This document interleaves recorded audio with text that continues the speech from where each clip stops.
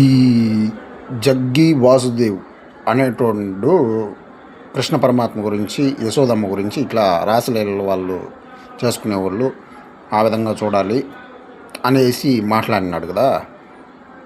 చెత్త వెదవా. నేను వీడిని అడుగుతా ఉన్నాను,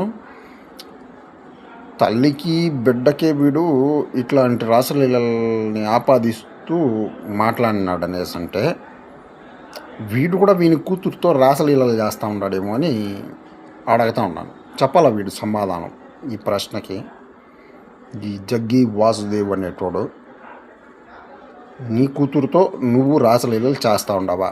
ఆ విధంగా నిన్ను, నీ కూతురు, మీ ఇద్దరి సంబంధాన్ని తండ్రి కూతురులాగా చూడాలన్నా లేదంటే రాసలీలలాగా చూడాలన్నా చెప్పు.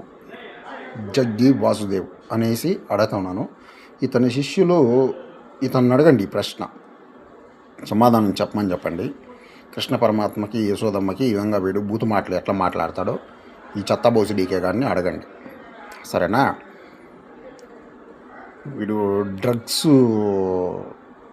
తీసుకొని వినాశ్రమంలో వాళ్ళకందరికీ, అక్కడికి వచ్చిన వాళ్ళకందరికీ డ్రగ్స్ అలవాటు చేసినాడు అనే అభియోగాలు కూడా ఉన్నాయి గతంలో. ఈ విధంగా చేస్తూ ఉన్నాడు మెడిటేషన్ పేరుతో అనేసి.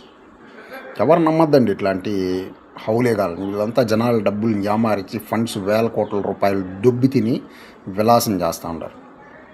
అది వీళ్ళంతా భక్తులు కాదు. మళ్ళీ వీడికి శివుడి విగ్రహం కూడా వీడు కట్టినాడు వీడు పెద్దదిగా.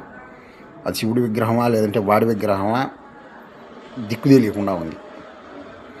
చాలామంది ఆ స్టాచ్యూ గురించి కూడా ఎన్నో విమర్శలు చేసినారు.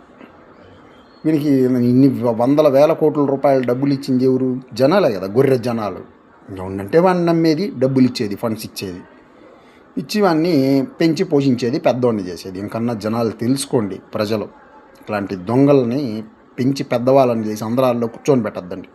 వీళ్ళు మన సనాతన సమాజానికి, మన సనాతన శాస్త్రాలకు, మన సనాతన దేవీ దేవతలకే వీళ్ళు అవమానాలు కలిగించే విధంగా మాటలు మాట్లాడుతూ ఉంటారు ధన మదంతో. ఆలోచించండి, ప్రజలు ఆలోచించండి. అదే చెప్పాలనుకున్నాను. జై శ్రీరామ్.